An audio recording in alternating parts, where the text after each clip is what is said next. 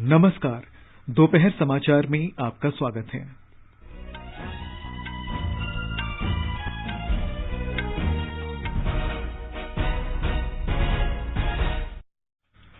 प्रधानमंत्री नरेंद्र मोदी आज शाम वर्चुअल माध्यम से भारत मध्य एशिया शिखर सम्मेलन की पहली बैठक की मेजबानी करेंगे।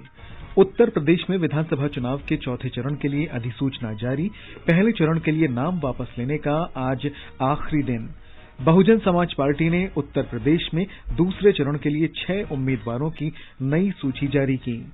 राष्ट्रव्यापी कोविड टीकाकरण अभियान के तहत भारत 164 करोड़ का आंकड़ा छूने की ओर अग्रसर। स्वस्थ होने की दर 93.33% हुई।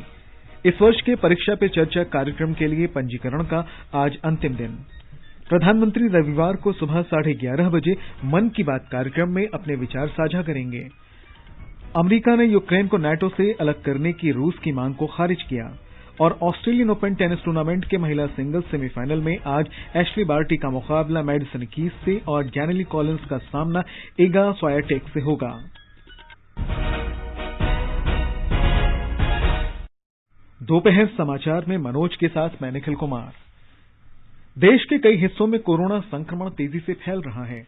हमारी अपील है कि आप सतर्क रहें और 15 से 18 वर्ष के किशोरों सहित अन्य लोगों के टीकाकरण में मदद करें। कोरोना वायरस के नए स्वरूप ओमिक्रॉन से चिंताएं बढ़ी हैं। सुरक्षित रहने के लिए 3 सरल उपायों का पालन अवश्य करें। मास्क पहनें, 2 गज की सुरक्षित दूरी बनाए रखें, हाथ और चेहरा साफ रखें।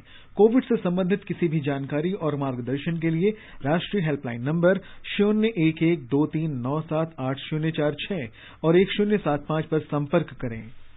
और अब समाचार विस्तार से। भारत और मध्य एशियाई देशों की पहली शिखर बैठक आज हो रही है। प्रधानमंत्री नरेंद्र मोदी वर्चुअल माध्यम से इसकी मेजबानी करेंगे। बैठक में कजाकिस्तान, किर्गिज गणराज्य, ताजिकिस्तान, तुर्कमेनिस्तान और उज्बेकिस्तान के राष्ट्रपति हिस्सा लेंगे। एक रिपोर्ट। भारत और मध्य एशिया के शीर्ष नेताओं के बीच अपनी तरह की यह पहली बैठक होगी। यह सम्मेलन मध्य एशियाई देशों के साथ भारत के बढ़ते जुड़ाव का प्रतिबिंब है, जो भारत के विस्तारित पड़ोस का हिस्सा है। इस शिखर सम्मेलन के दौरान भारत और मध्य एशिया के बीच संबंधों को नई ऊंचाइयों पर ले जाने के उपायों पर विचार किया जाएगा। सम्मेलन में मुख्य रूप से परस्पर सुरक्षा सहित क्षेत्रीय और अंतर्राष्ट्रीय हित के मुद्दों पर विचार विमर्श होने की संभावना है। दीपेंद्र कुमार, आकाशवाणी समाचार, दिल्ली। उत्तर प्रदेश में विधानसभा चुनाव के चौथे चरण की अधिसूचना आज जारी होने के साथ ही नामांकन दाखिल करने की प्रक्रिया शुरू हो गई है।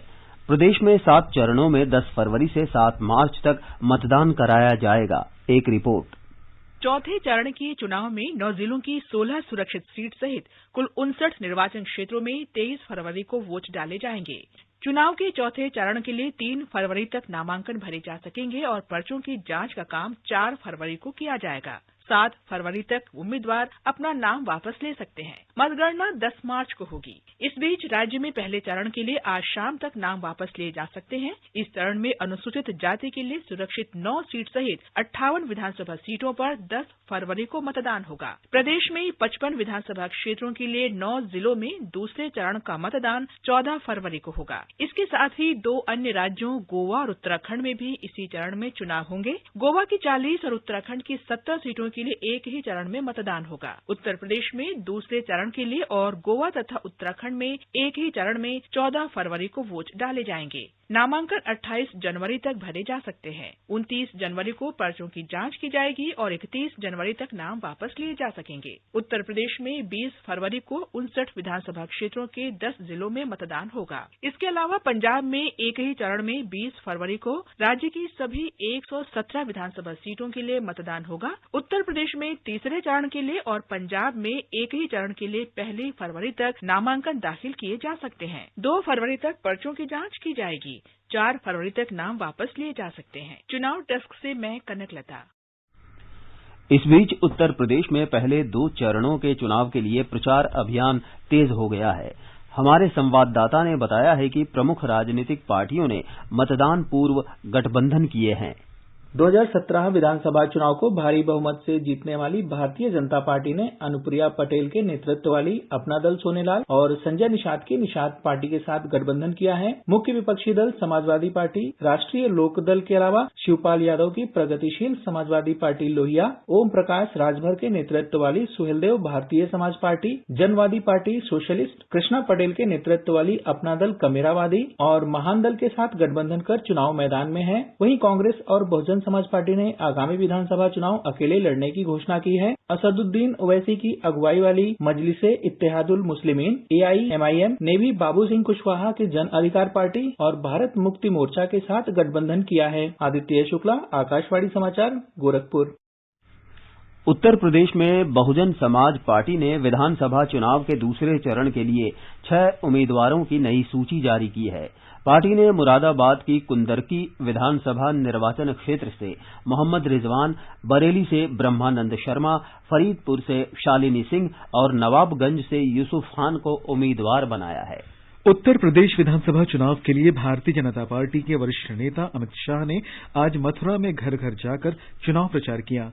इस दौरान वे मतदाताओं से मिले और उन्होंने कहा कि राज्य में पिछले 5 वर्षों में सर्वांगीण विकास हुआ है। इस बीच राष्ट्रीय लोकदल प्रमुख जयंत चौधरी ने मुजफ्फरनगर जिले के खतौली विधानसभा क्षेत्र में पार्टी की ओर से आयोजित चुनावी सभा को संबोधित किया।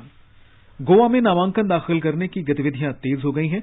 मुख्यमंत्री प्रमोद सावंत ने सांखली निर्वाचन क्षेत्र से अपना नामांकन दाखिल किया है। ब्यौरा हमारे संवाददाता से। मुख्यमंत्री प्रमोद सावंत जी ने आज सांखली निर्वाचन क्षेत्र से अपना नामांकन दाखिल किया। पोंडा निर्वाचन क्षेत्र से भाजपा उम्मीदवार पूर्व मुख्यमंत्री रवि नाईक ने तथा संदीप निगड़िया ने प्रियोल निर्वाचन क्षेत्र से निर्दलीय उम्मीदवार के रूप में नामांकन दाखिल किया। सुदेश भिंगी ने मड़कई निर्वाचन क्षेत्र से भाजपा उम्मीदवार के रूप में नामांकन दाखिल किया। अन्य नामांकन इस प्रकार है: अलेक्स रेजिनाल्ड लोरेंसो निर्दलीय कुड़तरिम, वालंका आलेमाव TMC नावेली, उल्लास तुयेकार भाजपा नावेली। कई क्षेत्र में कांटे की टक्कर अपेक्षित है। प्रचार का ज्यादा भर सोशल मीडिया पर है और उम्मीदवार घर घर में मतदारों को मिल रहे हैं। मुकेश थड़ी, आकाशवाणी समाचार, पणजी, गोवा।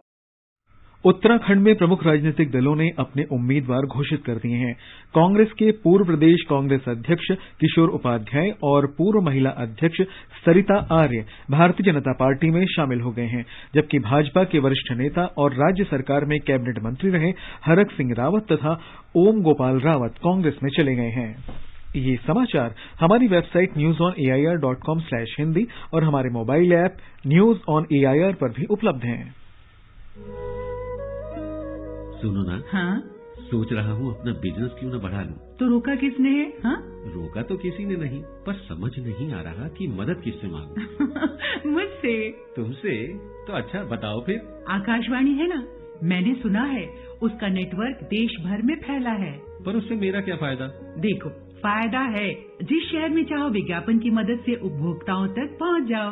पर अब ये भी तो बता दो कि आकाशवाणी से संपर्क कैसे करूं? बहुत आसान है, मैं बताती हूँ। नंबर नोट करो: 870-001-4242। ओ 870-001-4242। हाँ। लो अभी फोन लगाता हूँ 870-001-4242 पर।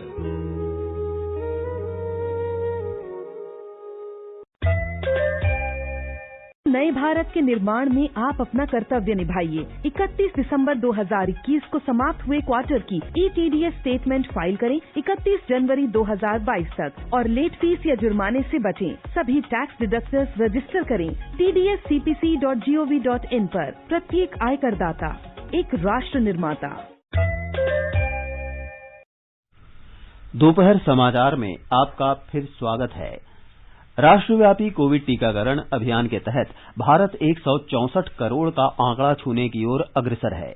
देश में अब तक 163 करोड़ 84 लाख से अधिक कोविड रोधी टीके लगाए गए हैं। स्वास्थ्य मंत्रालय ने कहा है कि पिछले 24 घंटों में 22,35,000 से अधिक टीके लगाए गए और इस दौरान 2,86,384 लोग संक्रमित हुए। स्वस्थ होने की राष्ट्रीय दर 93.33% हो गई है। पिछले 24 घंटे में 3,06,357 लोग संक्रमण से ठीक हुए। सरकार ने कहा है कि राज्यों और केंद्र शासित प्रदेशों को अब तक 163 करोड़ 71 लाख से अधिक कोविड रोधी टीके उपलब्ध कराए गए हैं। पंजाब में कल कोविड के 5,136 नए मामलों की पुष्टि हुई, जबकि 7,238 लोग संक्रमण से ठीक हुए। राज्य के स्वास्थ्य विभाग ने बताया कि कल 2,78,385 टीके लगाए गए। आकाशवाणी के कोरोना जागरूकता श्रृंखला कार्यक्रम के अंतर्गत लखनऊ की king George university Lucknow doctor Suryakant corona से बचाव के लिए टीकाकरण के महत्व के बारे में बता रहे हैं। एक वर्ष के अंदर भारतवर्ष ने कोविड टीकाकरण के खिलाफ जो largest and fastest covid vaccination program चलाया है, बहुत बड़ा अचीवमेंट है। और हम इस समय 3 लेयर कोविड टीकाकरण प्रोग्राम चला रहे हैं। एक रूटीन कोविड टीकाकरण प्रोग्राम चला रहे हैं एडल्ट्स के लिए और एल्डरली के लिए। प्राइमरी डोजेस जिन्होंने ले ली उनकी सेकेंडरी डोज लगा रहे हैं, जिन्होंने एक भी डोज नहीं ली है उनको प्राइमरी डोज लगा रहे हैं। और दूसरा, हम फ्रंटलाइन वर्कर और हेल्थ केयर वर्कर्स और एल्डरली के लिए अलग से प्रिकॉशनरी डोज लगा रहे हैं। और तीसरी फ्रंट हमारा खुला हुआ है 15 से 18 साल के बच्चों का। जैसे ही ये नया महीना शुरू होगा, फिर हमारा नंबर आने वाला है उन किशोरों का जिन किशोरों की उम्र 12 से 15 साल के बीच में है। दिल्ली में कोविड मामलों की संख्या में गिरावट को देखते हुए सप्ताहांत कर्फ्यू हटा दिया गया है। हालांकि रात 10 बजे से सवेरे 5 बजे तक का कर्फ्यू जारी रहेगा। सरकारी सूत्रों ने बताया कि दुकानों और वाणिज्यिक प्रतिष्ठानों के लिए ऑड इवन योजना भी खत्म कर दी गई है, लेकिन स्कूल बंद रहेंगे। विवाह समारोह में 200 लोगों के शामिल होने की अनुमति होगी। रेस्तरां और बार 50% क्षमता के साथ खुलेंगे। सरकारी कार्यालयों में भी 50% कर्मचारी उपस्थित हो सकेंगे। ये फैसला आज दिल्ली आपदा प्रबंधन प्राधिकरण की बैठक में लिया गया। आगे बढ़ने से पहले मुख्य समाचारों पर एक नजर। प्रधानमंत्री नरेंद्र मोदी आज शाम वर्चुअल माध्यम से भारत मध्य एशिया शिखर सम्मेलन की पहली बैठक की मेजबानी करेंगे। उत्तर प्रदेश में विधानसभा चुनाव के चौथे चरण के लिए अधिसूचना जारी। पहले चरण के लिए नाम वापस लेने का आज आखिरी दिन। बहुजन समाज पार्टी ने उत्तर प्रदेश में दूसरे चरण के लिए 6 उम्मीदवारों की नई सूची जारी की। राष्ट्रव्यापी कोविड टीकाकरण अभियान के तहत भारत 164 करोड़ का आंकड़ा छूने की ओर अग्रसर। स्वस्थ होने की दर 93.33% हुई। इस वर्ष के परीक्षा पे चर्चा कार्यक्रम के लिए पंजीकरण का आज अंतिम दिन। प्रधानमंत्री रविवार को सुबह 11:30 बजे मन की बात कार्यक्रम में अपने विचार साझा करेंगे। अमेरिका ने यूक्रेन को नाटो से अलग करने की रूस की मांग को खारिज किया। और ऑस्ट्रेलियन ओपन टेनिस टूर्नामेंट के महिला सिंगल्स सेमीफाइनल में आज एश्ले बार्टी का मुकाबला मैडिसन कीज से और डेनियली कॉलिंस का सामना इगा स्वायाटेक से होगा। इस वर्ष के परीक्षा पे चर्चा कार्यक्रम की 5वीं कड़ी में भाग लेने वाले विद्यार्थियों के पंजीकरण का आज अंतिम दिन है। इस अनूठे कार्यक्रम की परिकल्पना प्रधानमंत्री नरेंद्र मोदी की है। इसमें देश विदेश के विद्यार्थी, माता पिता, अभिभावक और शिक्षक प्रधानमंत्री के साथ बातचीत कर सकते हैं। शिक्षा मंत्रालय ने कहा है कि इस कार्यक्रम का आयोजन पिछले वर्ष की तरह ऑनलाइन माध्यम से किया जाएगा। 9वीं से 12वीं कक्षा तक के विद्यार्थियों, शिक्षकों और अभिभावकों का चयन ऑनलाइन प्रतियोगिता के माध्यम से किया जाएगा। प्रधानमंत्री नरेंद्र मोदी 30 जनवरी को 11:30 बजे आकाशवाणी से मन की बात कार्यक्रम में अपने विचार साझा करेंगे। ये इस मासिक रेडियो कार्यक्रम की 85वीं कड़ी होगी। एक ट्वीट में प्रधानमंत्री कार्यालय ने कहा कि ये कार्यक्रम राष्ट्रपिता महात्मा गांधी की पुण्यतिथि पर उन्हें स्मरण करने के बाद शुरू होगा। प्रधानमंत्री नरेंद्र मोदी ने लोगों से माईगॉव ओपन फोरम या नमो ऐप के जरिए प्रेरक जीवन की कहानियों और विषयों को साझा करने का आग्रह किया। लोग टोल फ्री नंबर 1-800-117800 डायल करके प्रधानमंत्री के लिए हिंदी या अंग्रेजी में सुझाव रिकॉर्ड करा सकते हैं। फोन लाइनें कल तक खुली रहेंगी। ये समाचार आकाशवाणी से प्रसारित किए जा रहे हैं। ताजा समाचार जानने के लिए आप हमारे Twitter handle @AIR News Hindi को फॉलो कर सकते हैं। आजादी का अमृत महोत्सव के लिए सभी उपभोक्ताओं को शुभकामनाएं। हॉलमार्क सोने की शुद्धता सुनिश्चित करता है। हमेशा हॉलमार्क वाले सोने के आभूषण खरीदें। उपभोक्ता संबंधित किसी भी शिकायत के लिए कृपया राष्ट्रीय उपभोक्ता हेल्पलाइन के टोल फ्री नंबर 14404 पर संपर्क करें। उपभोक्ता मामले विभाग, भारत सरकार द्वारा जनहित में जारी। जागो ग्राहक जागो। ये आकाशवाणी है। आजादी का अमृत महोत्सव के अंतर्गत आकाशवाणी समाचार विशेष श्रृंखला वीरगाथा में प्रत्येक बृहस्पतिवार परिक्रमा कार्यक्रम में प्रमुख क्रांतिकारियों की प्रेरक कहानी प्रस्तुत करता है। आजादी के अमृत महोत्सव के पावन अवसर पर आकाशवाणी समाचार के कार्यक्रम परिक्रमा में गुरुवार को शाम 4:45 पर सुनिए देश की आजादी की लड़ाई में अपना अमूल्य योगदान देने वाले भारतीय स्वतंत्रता संग्राम के सिपाही की वीर गाथा।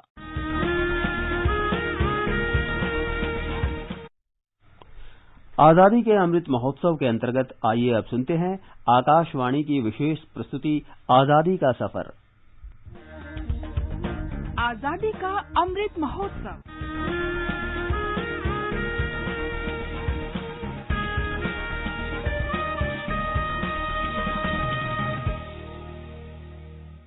आजादी का सफर आकाशवाणी के साथ। भारत का गौरवशाली स्वतंत्रता संग्राम आधुनिक विश्व के अब तक के सबसे बड़े संघर्षों में से एक है। आकाशवाणी समाचार आपके लिए प्रतिदिन इस संग्राम की एक झलक लेकर आता है।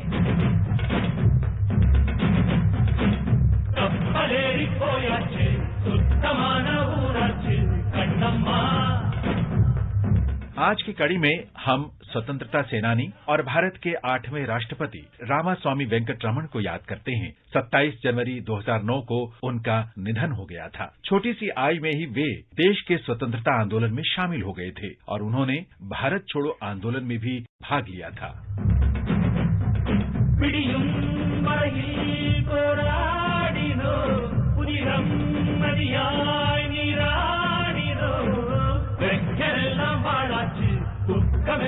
वेंकट रमन का जन्म 4 दिसंबर 1910 को मद्रास प्रेसिडेंसी के तंजौर जिले के राजामदम गांव में हुआ था। उन्होंने मद्रास विश्वविद्यालय में कानून की शिक्षा प्राप्त की और 1935 में मद्रास उच्च न्यायालय तथा भारत के उच्चतम न्यायालय में वकालत की। वकालत करने के साथ साथ वे देश के स्वतंत्रता आंदोलन में भी भाग लेते। 1942 के भारत छोड़ो आंदोलन में उनकी सक्रिय भागीदारी के कारण उन्हें भारत रक्षा नियमों के तहत 2 साल के लिए हिरासत में रखा गया। इस दौरान कानून में उनकी रुचि लगातार बनी रही। 1946 में जब ब्रिटिश साम्राज्य से भारतीय हाथों में सत्ता का हस्तांतरण नजदीक था, भारत सरकार ने वेंकट रमन को मलाया और सिंगापुर में जापानी कब्जे के दौरान सहयोग के अपराधों के आरोप में भारतीय नागरिकों के बचाव के लिए इन देशों में भेजे गए वकीलों के पैनल में शामिल किया। उन्होंने भारत के संविधान का मसौदा तैयार करने में भी मदद की, जिसे 1950 में लागू किया गया।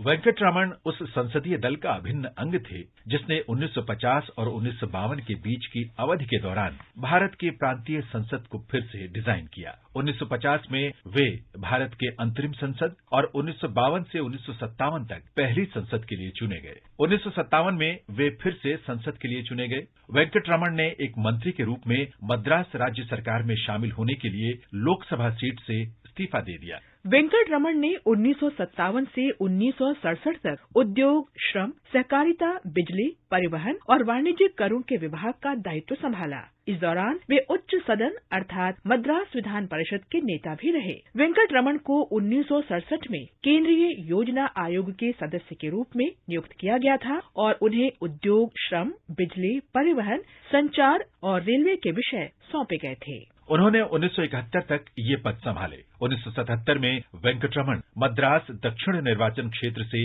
लोकसभा के लिए चुने गए और लोक लेखा समिति में अध्यक्ष तथा विपक्षी सांसद के रूप में अपनी सेवाएं दी।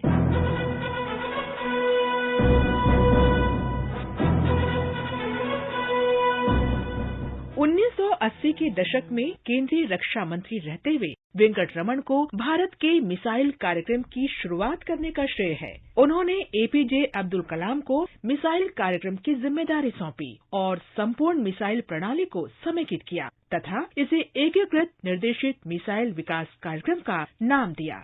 बाद में वे भारत के उपराष्ट्रपति बने और फिर 1987 से राष्ट्रपति का पद संभाला, जहां उन्होंने 4 प्रधानमंत्रियों के साथ काम किया। भारत माता के इस महान सपूत को हमारा नमन। हम शिक्षक और लेखक आचार्य सीताराम चतुर्वेदी को भी याद कर रहे हैं, जिनका जन्म 27 जनवरी 1907 को उत्तर प्रदेश के वाराणसी में हुआ था। सीताराम चतुर्वेदी ने हिंदी, संस्कृत और अंग्रेजी में 70 से अधिक नाटक लिखे और कई अन्य में निर्देशन, मंचन और अभिनय भी किया। 1935 में उन्होंने निबंधों और व्याख्यानों के साथ महामना मदन मोहन मालवीय के जीवन के बारे में लिखा। 1972 में उन्होंने भारत सरकार के सूचना और प्रसारण मंत्रालय के प्रकाशन विभाग की आधुनिक भारत के निर्माता श्रृंखला के अंतर्गत महामना की जीवनी लिखी। सीताराम चतुर्वेदी बॉम्बे के पृथ्वी थिएटर में सक्रिय भागीदार थे और उन्हें अभिनव भारत की उपाधि से सम्मानित किया गया था। उन्होंने भाषा, व्याकरण, साहित्य, नाटक, रंगमंच आदि पर 250 से अधिक पुस्तकें लिखी। उन्होंने तुलसीदास तथा वल्लभाचार्य की जीवनी लिखी और कालिदास के संग्रहित रचनाओं का संपादन किया। आषाढ़ के पहले बादल, ओ नभ के काजल, विरही जनों के करुण आंसू जल, रुक जा रे एक पल। 1968 में सीताराम चतुर्वेदी ने बच्चों में बहुआयामी प्रगतिशील व्यक्ति के गुणों के विकास और उनके चरित्र निर्माण के उद्देश्य से वाराणसी में बाल विश्वविद्यालय की स्थापना की। 17 फरवरी 2005 को उनका निधन हो गया। वाराणसी में 11 दिवसीय रंगमंच उत्सव नाट्य आंदोलन सीताराम चतुर्वेदी की स्मृति को ही समर्पित है। हम इस महान संस्कृति साधक और राष्ट्रभक्त को नमन करते हैं। इसके साथ ही आजादी का सफर आकाशवाणी समाचार के संग श्रृंखला का ये अंक अब यहीं संपन्न होता है। मिलते हैं कल अगली कड़ी के साथ।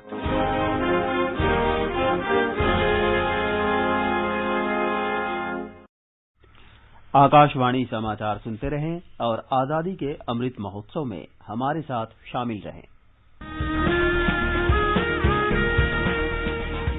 आजादी के 75 वर्षों का पर्व अमृत महोत्सव के पावन अवसर पर आकाशवाणी समाचार लेकर आया है अमृत महोत्सव क्विज। आप भी इस क्विज का हिस्सा बन सकते हैं। हमारे समाचार बुलेटिनों में पूछे गए स्वतंत्रता आंदोलन से जुड़े प्रश्नों का जवाब देकर। आपसे ये सवाल प्रत्येक सोमवार और मंगलवार को सुबह 8 बजे प्रसारित होने वाले बुलेटिन समाचार प्रभात में पूछे जाएंगे। श्रोता email Amrit Mahotsav quiz @prasarbharati.gov.in पर अपने जवाब भेज सकते हैं। आप अपने जवाब व्हाट्सएप नंबर 8826546262 पर भी भेज सकते हैं। विजेता का चुनाव सही जवाबों में से लकी ड्रॉ के माध्यम से होगा और इसकी घोषणा अगले दिन इसी बुलेटिन में की जाएगी। विजेता को प्रमाण पत्र के साथ एक उपहार भी दिया जाएगा। साथ ही विजेता का नाम हमारे ट्विटर हैंडल पर भी फ्लैश होगा। तो आइए मनाएं आजादी के 75 वर्षों का पर्व अमृत महोत्सव आकाशवाणी समाचार के साथ।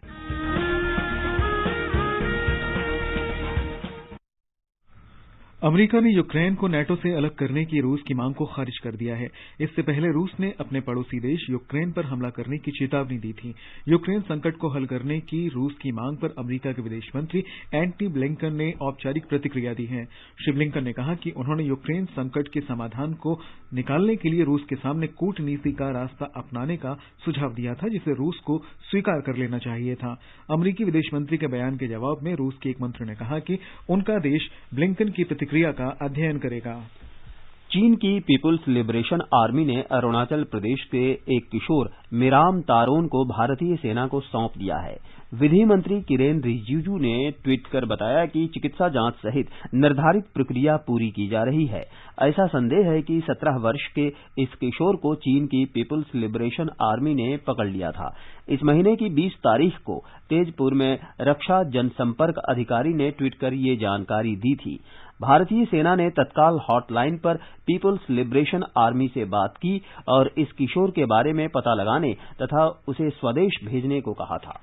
पिछले सप्ताह अमेरिका और कनाडा की सीमा के पास 4 भारतीयों को मौत के घाट उतारने की त्रासदीपूर्ण घटना के बाद भारतीय पुलिस ने अवैध आव्रजन के सिलसिले में 6 लोगों को हिरासत में लिया है। ये लोग गुजरात में एक ट्रैवल एंड टूरिज्म कंपनी चला रहे थे। भारतीयों की हत्या की इस घटना के सिलसिले में भारत के अधिकारी अमेरिका और कनाडा में सीमा अधिकारियों के साथ तालमेल बनाए हुए हैं ताकि कथित अवैध अप्रवास के इस मामले की जांच की जा सके। ट्विटर के एक प्रवक्ता ने कहा है कि फॉलो ओवर की संख्या एक दृश्यमान विशेषता है और कंपनी इसमें धोखाधड़ी और स्पैम को कतई बर्दाश्त नहीं करती। अपने फॉलो ओवर की संख्या के बारे में ट्विटर के मुख्य कार्यकारी अधिकारी पराग अग्रवाल को लिखे कांग्रेस नेता राहुल गांधी के पत्र के संदर्भ में उन्होंने आश्वस्त किया कि ये संख्या सटीक है। ऑस्ट्रेलियन ओपन टेनिस टूर्नामेंट के महिला सिंगल्स के पहले सेमीफाइनल में शीर्ष वरीयता प्राप्त ऑस्ट्रेलिया की एशले बार्टी का सामना अमेरिका की मैडिसन कीज से होगा, जबकि दूसरे सेमीफाइनल में 7वीं वरीयता प्राप्त इगा स्वातेक का सामना अमेरिका की डैनियल कॉलिन से होगा। पुरुष सिंगल्स मुकाबलों में दूसरी वरीयता प्राप्त डेनियल मेदवेदेव का सामना चौथी वरीयता प्राप्त स्टेफानोस सित्सिपास से होगा, जबकि विश्व के 7वें नंबर के खिलाड़ी मैटियो बेरेटिनी कल सेमीफाइनल में 20 बार के grand slam champion Rafael Nadal से भिड़ेंगे। उधर मस्कट में महिला एशिया कप हॉकी प्रतियोगिता के फाइनल में कल जापान का मुकाबला दक्षिण कोरिया से होगा। कल ही तीसरे स्थान के लिए भारत का मुकाबला चीन से होगा। हर वर्ष की तरह इस वर्ष भी गणतंत्र दिवस की भव्य परेड में विभिन्न राज्यों, केंद्र शासित प्रदेशों, मंत्रालयों और उनके विभागों की झांकियों ने परेड की शोभा बढ़ाई। आज का संस्कृति संदेश समर्पित है गणतंत्र दिवस की झांकियों को।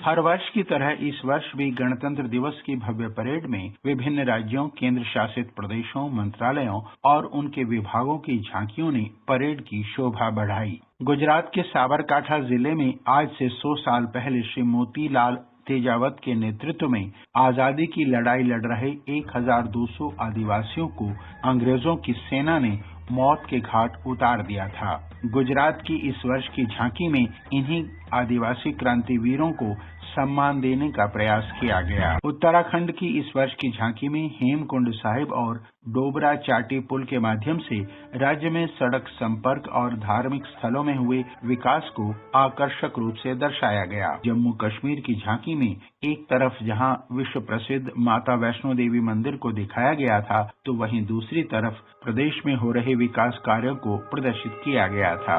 उत्तर प्रदेश की झांकी आजादी के 75 वर्षों की उपलब्धियों पर केंद्रित थी।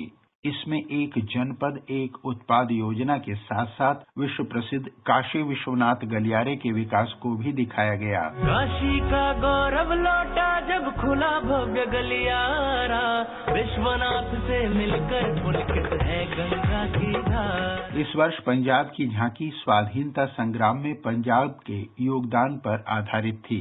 इसमें एक तरफ जहां शहीद भगत सिंह, सुखदेव और राजगुरु जैसे शहीदों को श्रद्धांजलि दी गई, तो वहीं दूसरी तरफ करतारपुर साहिब में नवनिर्मित जंग आजादी स्मारक को भी दिखाया गया। जब हमें कुल हिंद दे सिरदा ताज, हमें हिंद दे अरिशत चमकन वाला, सब तो वखरा चांद हमें। महाराष्ट्र की झांकी में जैव विविधता और जैव प्रतीकों के माध्यम से पर्यावरण संरक्षण जैसे विभिन्न क्षेत्रों में राज्य की प्रगति को प्रभावशाली ढंग से प्रदर्शित किया गया। अथांग सागर रम्य किनारे सह्याद्री से उंच खडे, गवत फुलांच्या रंगांवरती महाराष्ट्राचा जीव जडे। कि गणतंत्र दिवस की परेड मुख्य रूप से सैनिक परेड होती है, तभी तो हर वर्ष परेड के दर्शक सैनिकों के साथ साथ इनका भी बेसब्री से इंतजार करते हैं।